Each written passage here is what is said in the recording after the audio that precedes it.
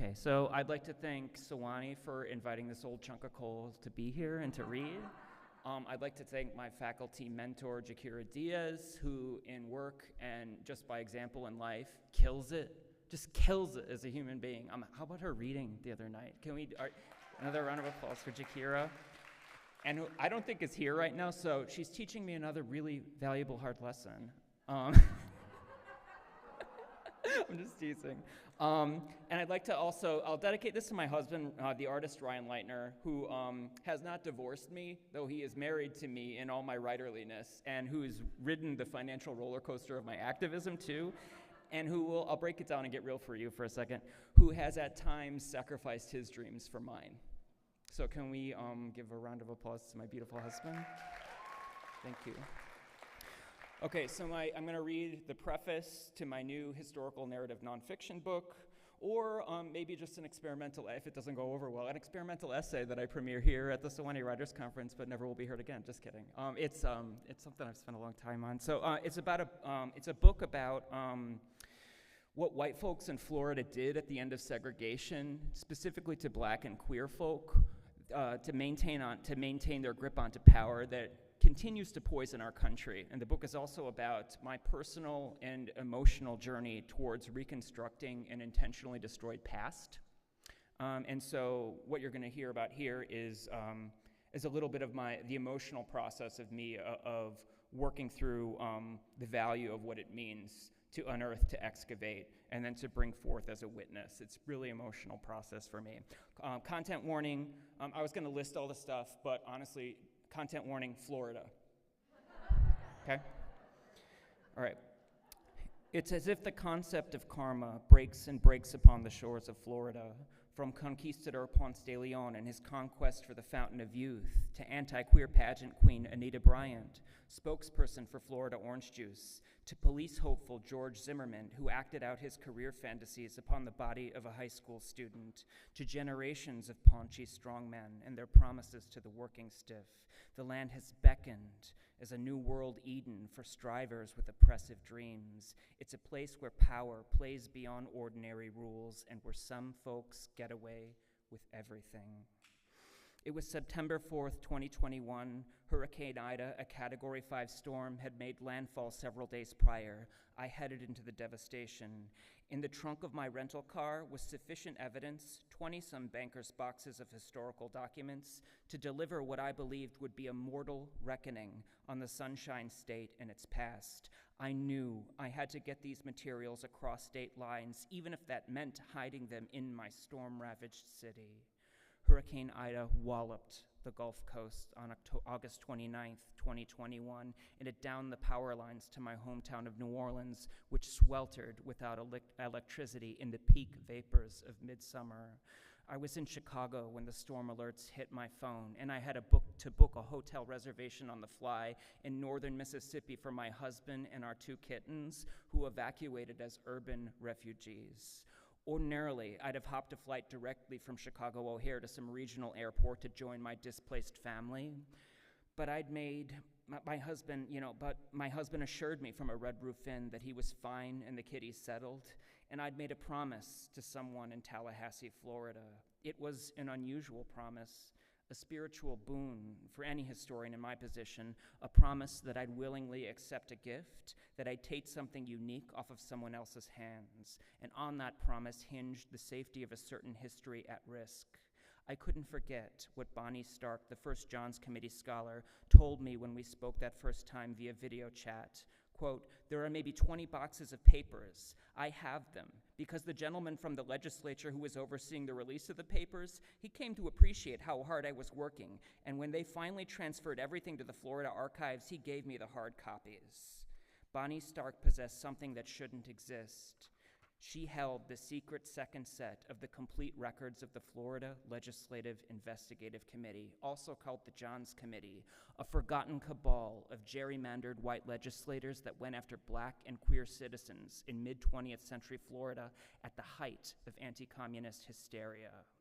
In the Johns Committee's path of destruction lay the freedoms and reputations of the architects of desegregation in Miami, Tallahassee, Orlando, Tampa, the University of Florida, and St. Augustine, driving passage of the 1964 Civil Rights Act, plus the lives and careers of more than 30 preeminent scholars, 100 public school teachers, and 300 expelled college students, whose persecution led all the way to the steps of the U.S. Supreme Court.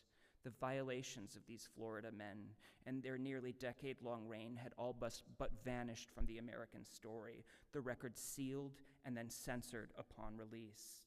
Names of victims were deleted by agents of state who never had to say sorry. After all, why say sorry to a ghost? The state of Florida, Ron DeSantis' Florida, of the governor, labored under the belief that it possessed the only surviving copies of the investigative committee reports under lock and key. In a land of supposed sunshine laws, state authorities hid their histories in plain sight in the Soviet pillbox-like structure of the Florida State Archives, where the regime could monitor who accessed them and instruct the curious few with burdensome procedures and policies. Quote, "When you get power in Florida," State Senator Lawrence Book once forewarned me, "you can use it to pick on anyone."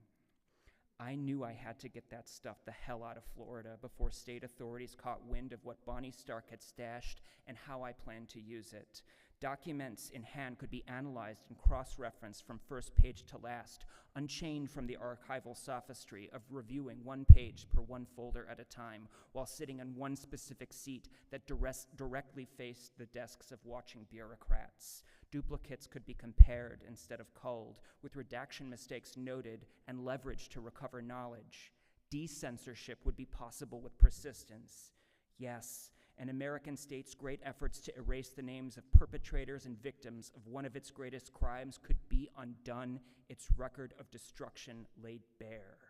Power had lynched history, but by an unforeseen twist, it could be restored, and then we, the people, might finally contend with a factual story of our precursors instead of a myth of founders and fathers. What is the basis of miseducation but a redacted picture of what was and what is? As historian Marco Kennedy once observed, quote, "Every serious attempt to win anti-discrimination legislation, whether at the state or federal levels, had to begin by a thorough survey that documented the destruction and discrimination people faced." On September 4th, I loaded up those 20-some boxes in the parking lot of Bonnie Stark's Leeville office. It was amazing. She kept those records to herself for nearly 30 years, and then she entrusted them to a veritable stranger. What did that feel like for her? It must have hurt like Moses' mother when she set her son in a basket and watched him float away down the Nile. "Live," she wailed within, lest her cries alert the hunters. "Live." I peeled out of Florida's capital city.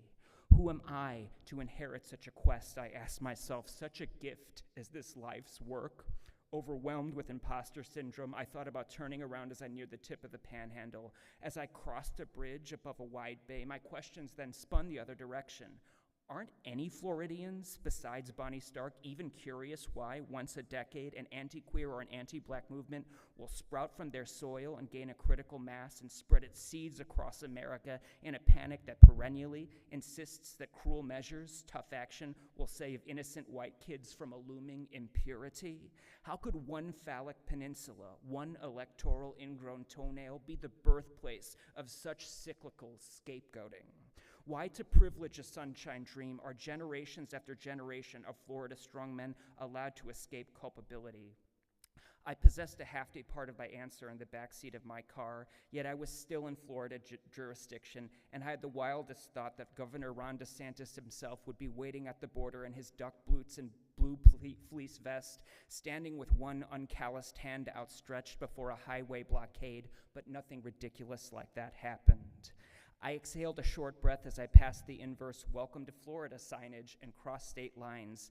Hours later, I entered the balmy cover of New Orleans, a metropolitan region asleep in shadowy quiet. Streetlights craned overhead darkly like the arms of sheltering spirits. As I arrived at my shotgun house, neighbors sat gossiping and clinking beers on a nearby stoop. They rose to high-five me and greet me with their storm stories. I unloaded the boxes by candlelight into my living room, which looked unfamiliar in the yellow glow. I thought I grabbed a few hours sleep before heading north to reunite with my displaced family then, my roving stronghold of love and truth in the place where truth waits. Thank you. Next up is a guy who just wants to go by his first name, Dave, but it's David Philip Mullins. Ladies and gentlemen, Dave.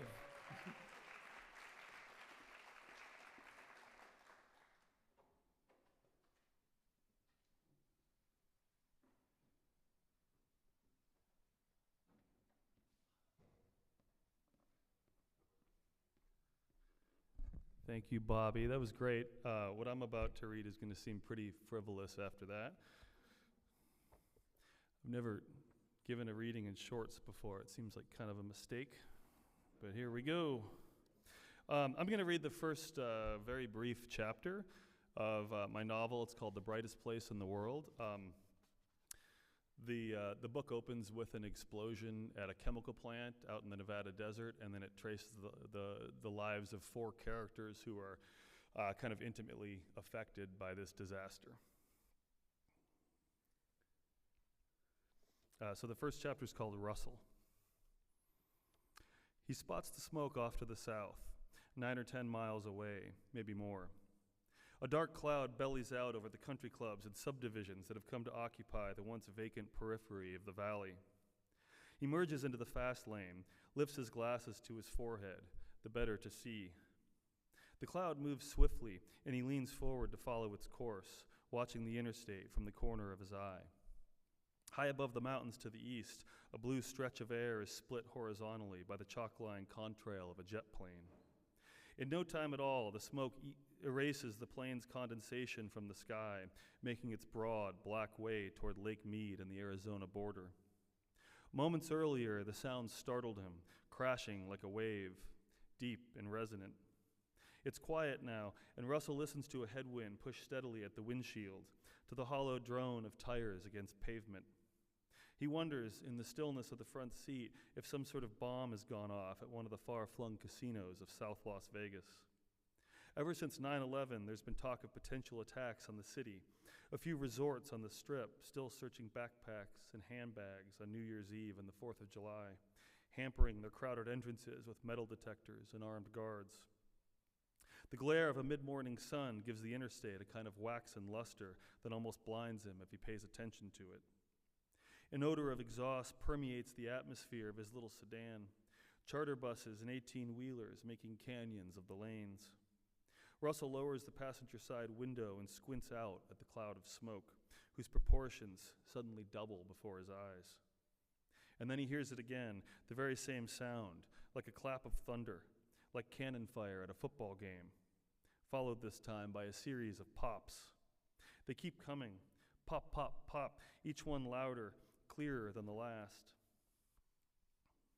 He feels a throb of apprehension, then the guilty relief that comes whenever catastrophe strikes a remote region of the world, that unsavory sense of security brought about by the misfortunes of strangers.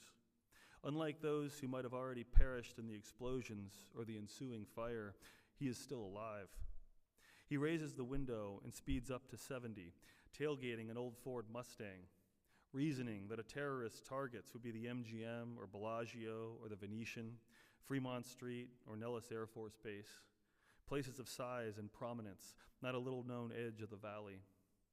It's 10:30, a gusty Tuesday in May, and Russell is heading south on 515, on his way home from the All or Nothing after 12 straight hours tending bar. A shift and a half because money's tight. He's a good deal stoned, as he often is during his drive back from the tavern. Weed calms him, and Russell needs to be calmed each and every day. Sometimes, as a matter of course, it has the opposite effect, making him fearful. It seems to be doing so this morning, for he finds himself concerned about Emma, his wife, who's having brunch with a girlfriend downtown, many miles in the other direction. She's perfectly safe. The assumption appeases his fear, and he slows the Corolla and merges back into the middle lane. He turned off the radio after the first explosion, and now Russell turns it back on, scanning the AM news stations until he hears mention of the fire. The exact location is unknown, a reporter explains in a slow, hardened voice. Somewhere in the desert southeast of Las Vegas, the man says, possibly a chemical plant. And before he can add another word, Russell feels a prickly tension across his forehead and around his ears, a crown of dread. Something in his stomach tautens like a cord. The Wepco plant, where his friend Andrew works. It's out that way, just beyond the city. He's known Andrew since middle school, where they shared a homeroom, their friendship a constant for the past 30 years. Russell, an only child, has always thought of him as a brother. He digs around in the console for a tissue, blinking as he steers the Corolla back into the fast lane. His left eye waters when he's anxious, and he lifts his glasses again and dabs at it, the reporter's voice turning soft and indistinct, held for Russell in some kind of abeyance, there and not there. The air conditioner whirs, and the wind pushes harder at the windshield. Traffic zips along as if nothing has happened. The smoke continues over the mountains, drifting higher into the sky. From the pocket of his shirt, he fingers his lighter and the joint he rolled the day before, a half-smoked pinner containing the last of his supply. For as long as Russell can recall, he's suffered from unpredictable panic attacks that not only start as eye-watering, but also cause his mouth to dry up and his hands to tremble furiously. His temples will grow slick with sweat, and for minutes on end he'll sit wheezing as though he's sucking air through a penny whistle. Cannabis, when it does its job, is both a neutralizer and a preventive. He toked the first half of the joint at work on his way out of the parking lot. Now he lights the second half and inhales. He smokes it down to a roach and then stubs it out in the ashtray. The plant produces a chemical called ammonium perchlorate, an oxidizer for rocket fuel, though Andrew has no background in chemistry or any other science. He's a maintenance technician and has been with Wepco, the Western Engineering and Production Company, for the past 7 or so years. It's among a handful of chemical plants in that part of the desert, with their turbines and storage tanks and great warrens of above-ground piping, slender smokestacks aimed like howitzers at the sky, white plumes mingling above. There's a marshmallow factory out there as well, a factory that manufactures an edible product right in the middle of a bunch of chemical plants. Russell can just imagine the range of hazardous substances stored within the confines of such places, what negligent or unscrupulous activity occurs. Not that Andrew himself would ever be responsible. Who knows to what degree their secretions have contaminated the local ecosystem. It was a matter of time, Russell supposes, before something exploded. He keeps south on the interstate, his thoughts turning to Andrew's house, which isn't very far from the plants. Russell wonders about Juliet, Andrew's wife, and about Maddie, their daughter. Are they in harm's way? Juliet, an art therapist, should be at her office by now. Maddie should be in class. Her high school a safe enough distance to the north. Maybe he's overreacting. He's hopped up. His brain isn't right, isn't operating the way it's supposed to. I'm panicked, Russell thinks, in a state, jump into conclusions.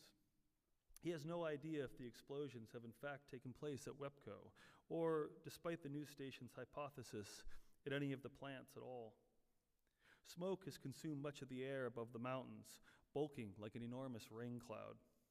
Anyone in the vicinity, says the man on the radio, should take immediate shelter. No sooner has the reporter concluded his warning than Russell hears 5 or 6 more pops, accompanied by another crash of sound. He feels this one in his seat, a hard double jouncing, as if the car has passed too quickly over a speed bump.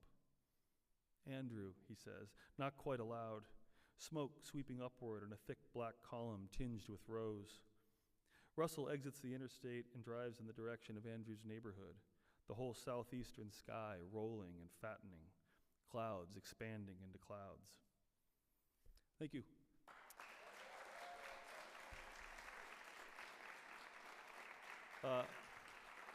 Up next is Natasha Rao.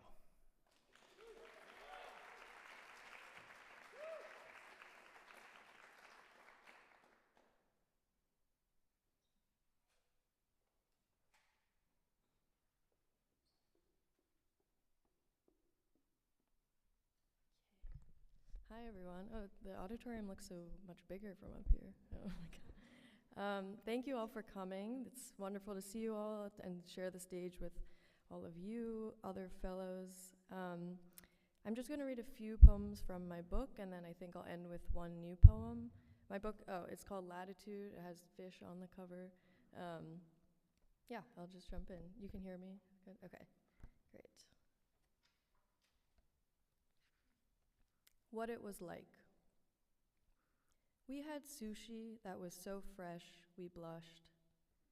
Every 17 years, the cicadas rasped a kind of warning, showed us with increasing urgency the need to leave our old bodies behind. I thought I could make some kind of difference.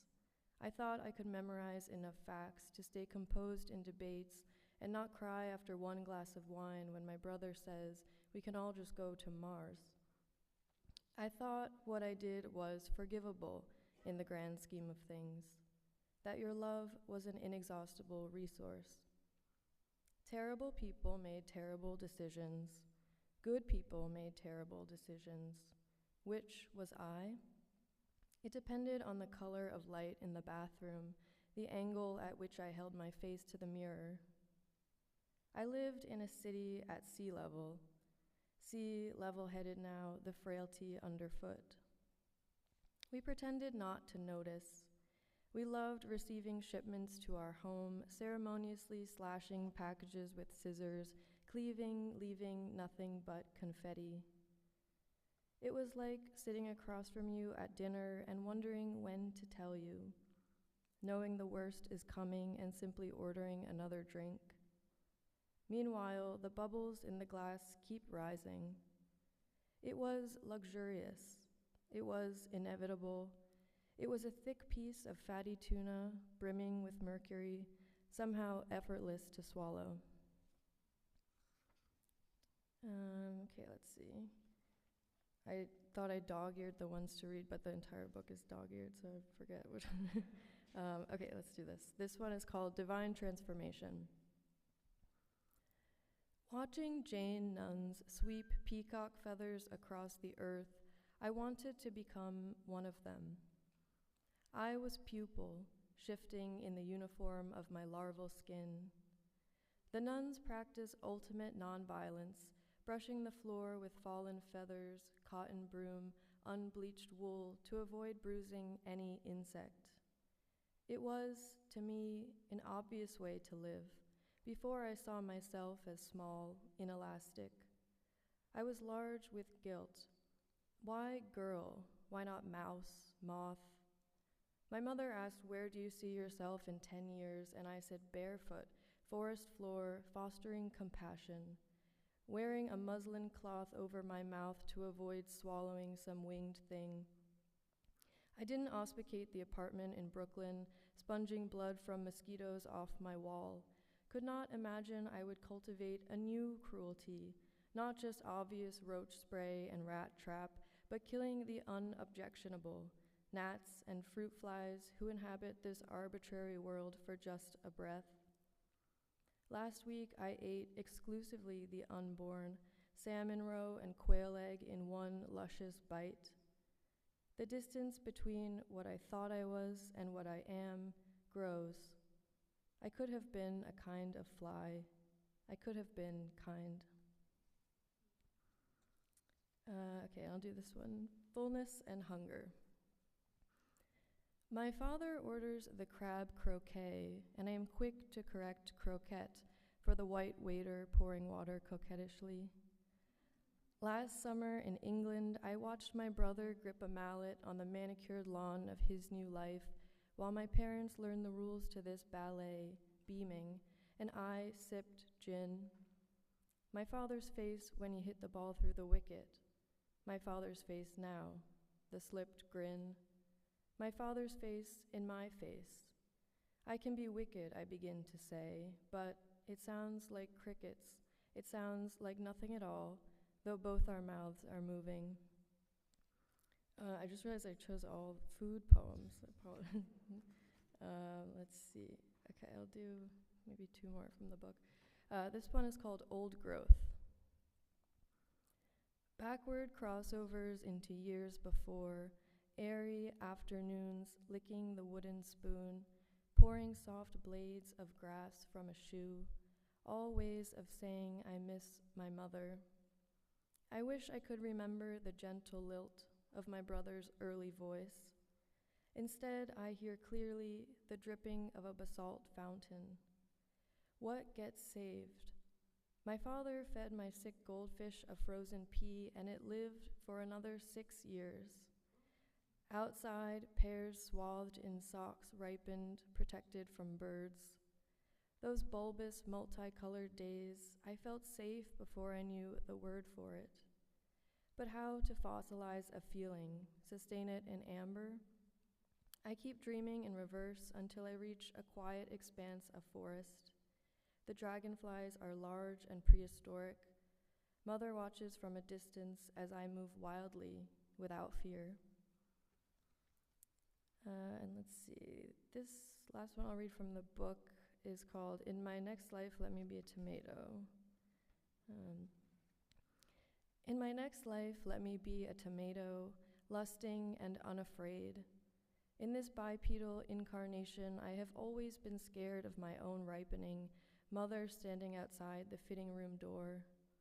I only become bright after Bloody Marys, only whole in New Jersey summers where beefsteaks like baubles sag in the yard, where we pass down heirlooms in thin paper envelopes, and I tend barefoot to a garden that snakes with desire, unashamed to coil and spread. Cherry falls, brandy wine, sweet aperitif, I kneel with the spool, staking and tying, checking each morning after last night's thunderstorm, only to find more sprawl. The tomatoes have no fear of wind and water. They gain power from the lightning, while I, in this version of life, retreat in bed to wither. In this life, rabbits are afraid of my clumsy gait. In the next, let them come willingly to nibble my lowest limbs, my outstretched arm always offering something sweet. I want to return from reincarnation spin covered in dirt and buds. I want to be unabashed, audacious, to gobble space, to blush deeper each day in the sun, knowing I'll end up in an eager mouth. An overly ripe tomato will begin sprouting, so excited it is for more life, so intent to be part of this world, trellising wildly. For every time in this life I have thought of dying, let me yield that much fruit in my next, skeleton drooping under the weight of my own vivacity as I spread to take more of this air, this fence post, this forgiving light. And I'll just end with one new poem, which is a love poem, and it's called Cornucopia. Morning after we meet, a parade in the street, brass instruments blasting gladly. Of the dozen we crack, 10 eggs hold double yolks. When it rains, the town floods. Your dog and your neighbors huddle at the window. Suddenly, our dog, our neighbors, our basement puddled. Mouse poop like cartoon jewels glittering inside the white shoe. Millions of seeds arrow upward into green. Your legs entwine mine in earthworm parody. Inside each day, I can feel the round outline of all the time in the world. The fruit bowl overflows. Tiny flies multiply. Thank you. Thank you. And next up, we have Carlos Roa, almost the same last name, but sorry.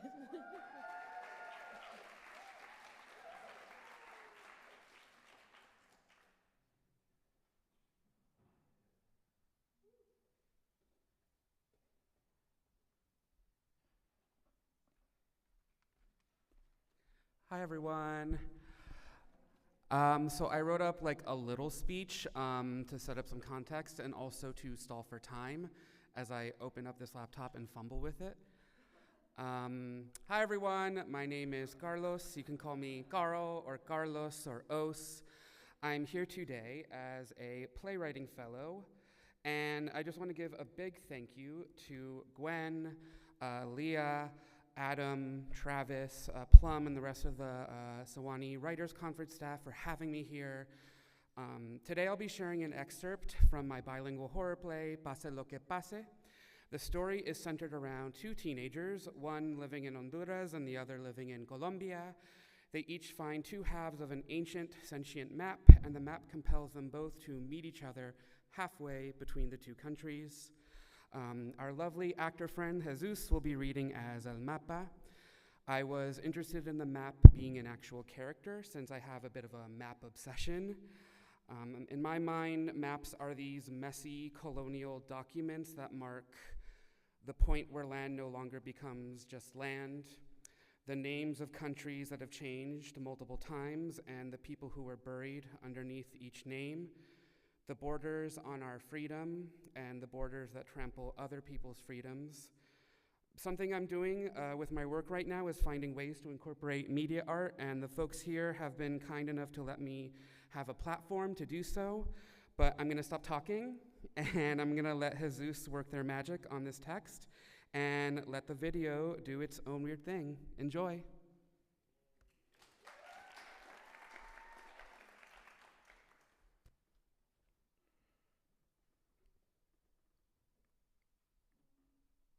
Ellos de los sistemas, de los santos, tengo su cuerpo en mis brazos.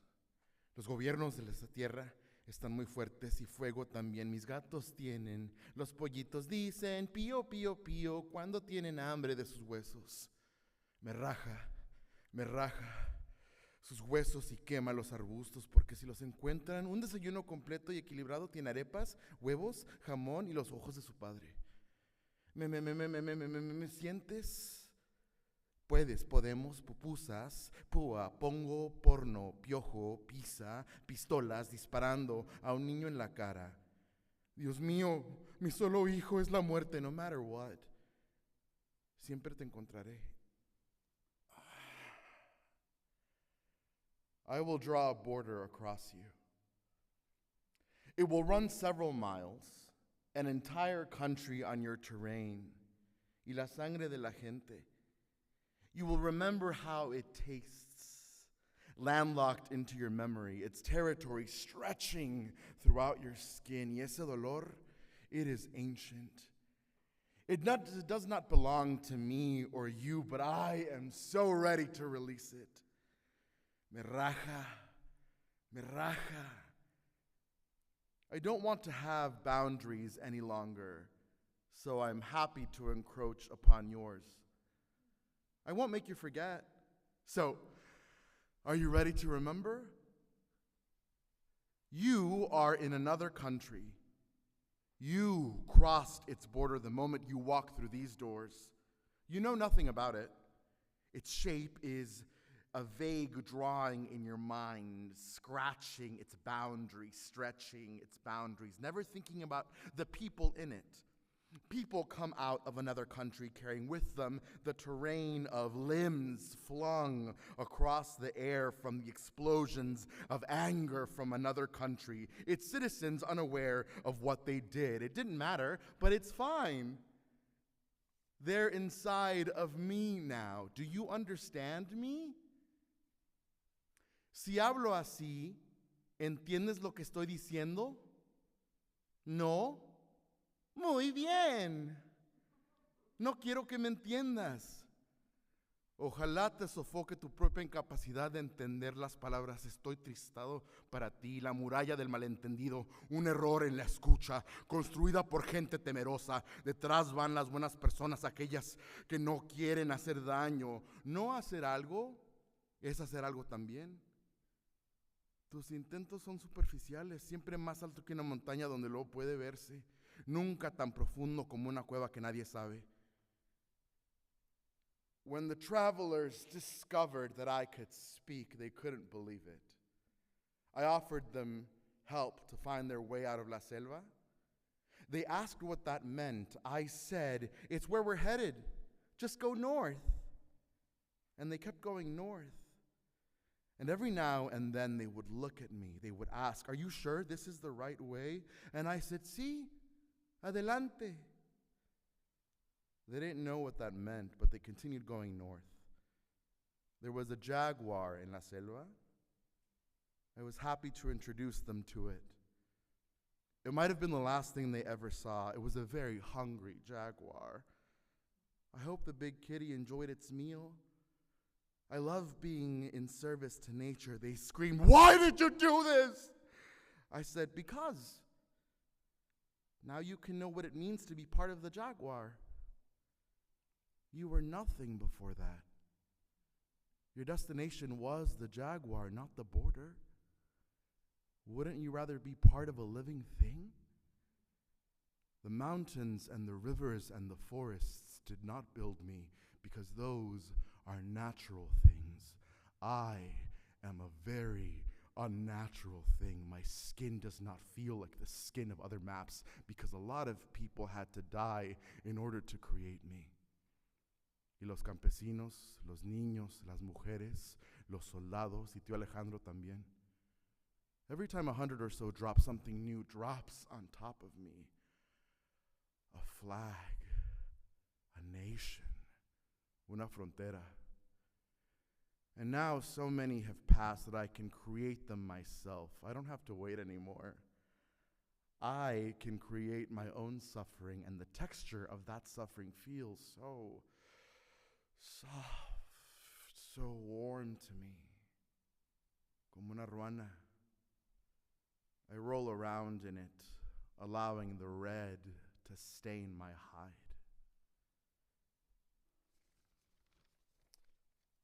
Cool. And closing us out, Lubna Safi.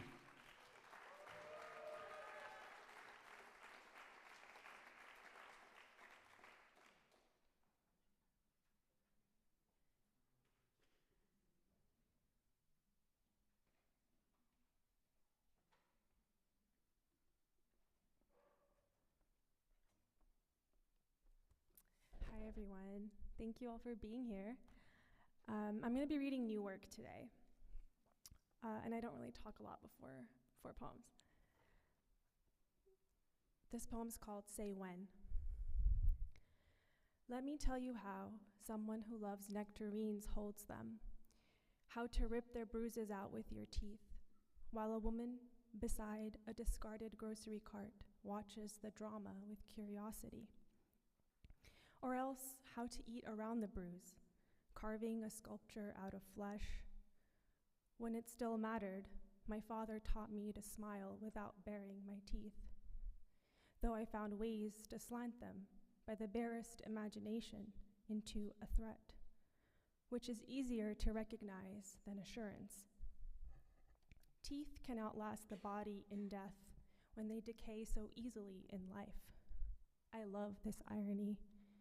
Of your body, the camera's glass is receptive.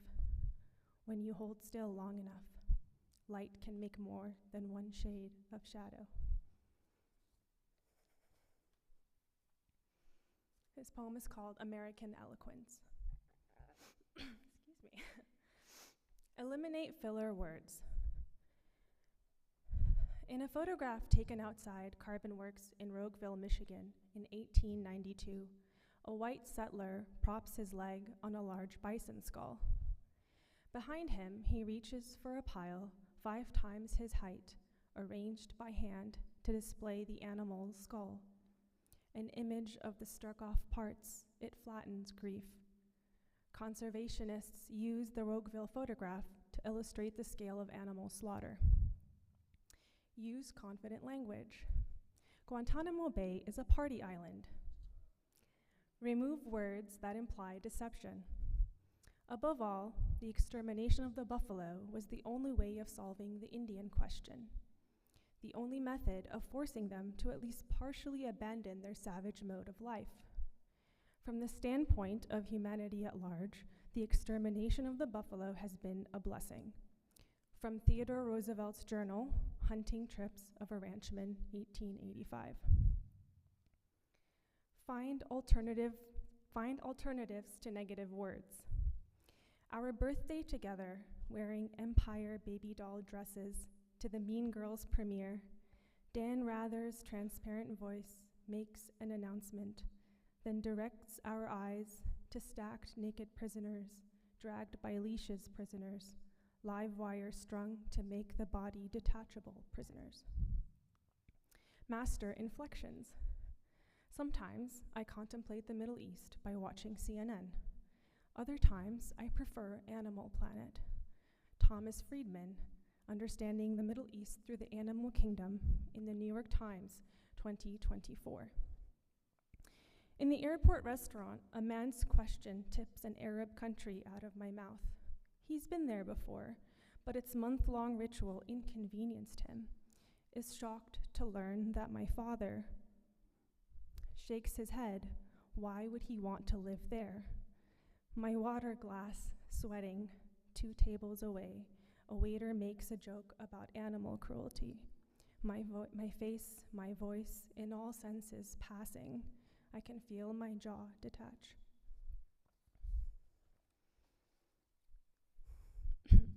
Night song for an empty town.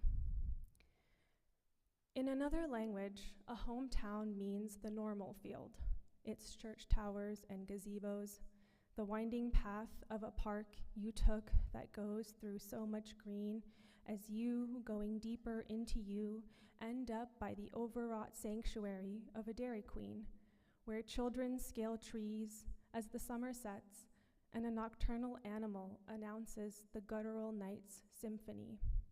After a morning apple taste, fermented on the tongue and in the air pockets, stuffed with wood chips that a father chucked as you shuffled between out there and the faltering claim of a family home. A sister is running in place and the injustices accrue, mumbled buys.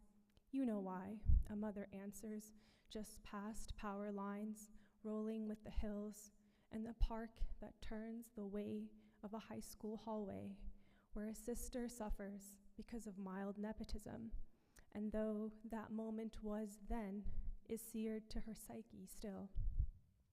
Where a father returned to an aquarium of fish, all dead except for the one which he named Clever, and where, already gone, you heard about the death of an entire family drowned in the water. Later, a lover's cousin's shooter, also from Plainfield, but there, death had never touched you. When a sister came out to see the poisoned rabbit in the backyard, a father told her to go back inside. She did not move. Small town impulse, mocking on field trips to New Harmony, and the hopeful eyes of a classmate's twin who'd overdose later, but not before the pep rally's human pyramid missed the symbol it made. Where no one moves away, but you moved to and away. A field unplowed, untilled, a sister still running, gutting slowly into red. All right, this last poem is actually 4 poems. And if you can imagine 3 columns, I'm going to read the columns first, and then I'll read it across. And it does contain a line from the Palestinian writer and revolutionary Ghassan Kanafani, who was assassinated in 1972 this month at the age of 36 by Israel. And I'm just going to say the line so you can kind of listen for it, but it is, after all, in the final analysis, humankind is a cause.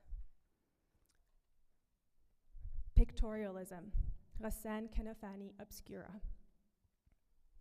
Here, a quiet word, of a word land shot, a single lash, this year, fresh graves, propped in the middle of these Arabs, this chest, a large margin.